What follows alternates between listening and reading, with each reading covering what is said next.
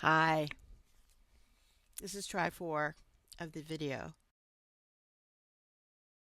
The research is on a guy named Mike Casey, who I'll tell you about in a minute. The reason that I decided to go for him is my field is media preservation, and it's a semi-obscure branch of technical scholarship comprised of museum and library science professionals and audiovisual technicians and consultants.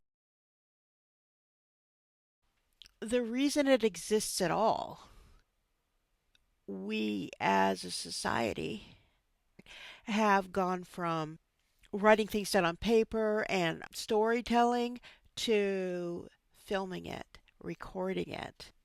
That in itself has changed a lot. Originally, we had wax cylinders to record sound, and now we're using, digital files.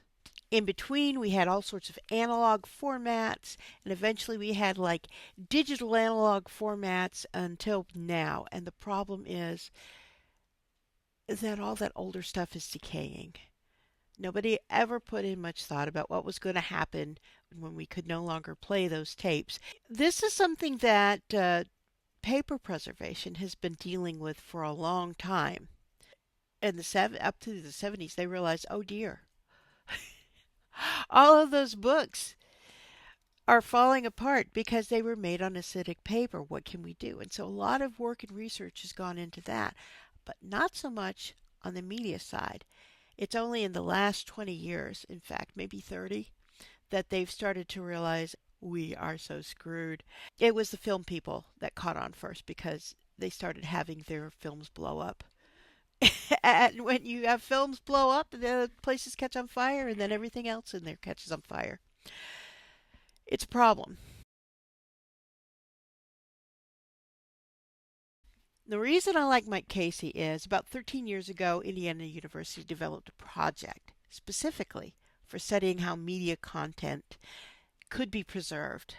Now, at the time, he was an associate director for recording services at the Archives of Traditional Music at Indiana University.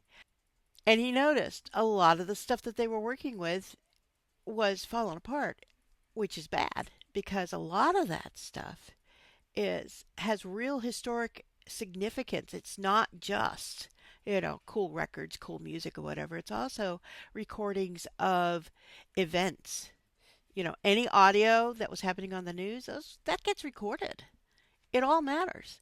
And he realized, and it's all going away. So he talked to his colleagues and he talked to his school, and eventually he got a committee together and they worked out how to get a grant. With this grant, he started something called Sound Directions. And the paper he wrote to support this was Digital Preservation and Access for Global Audio Heritage Sound Directions Project. The Library of Congress gave him a grant to do the work. He developed a program. In the course of developing this program, they not only came up with ways to perform the recordings, but why they needed to preserve these particular programs, what made them significant, what they could safely set aside or get rid of, starting from the most endangered formats, which would be something like the wax cylinders or really early audio tape, up through the stuff that we're starting to work with now, which is digital audio tapes from the 90s. There is so much out there that we don't know what could possibly be coming through. And a lot of what we do as technicians is we have to source machines that can play them. We have to repair tapes just enough so that we can capture a good digital recording. That's a lot of what I do is I work with tapes. And so having someone like Mike Casey around who set the groundwork for a lot of this stuff happening and then wrote about it is really a useful tool to have.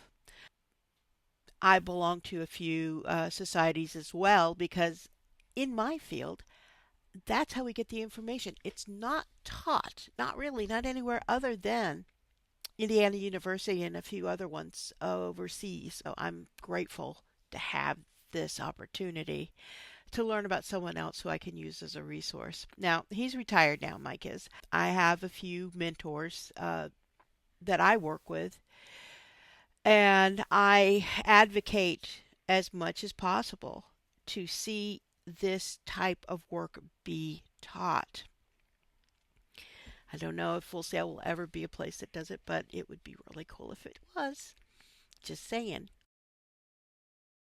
Now, how this aligns with Williard's concept? Well, let's see. He had to learn on the fly how to do a lot of the stuff he did, as we all did.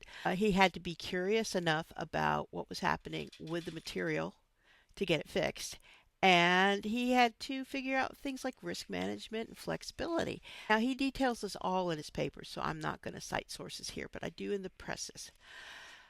And that's it. That's all I got to say. Thank you for listening.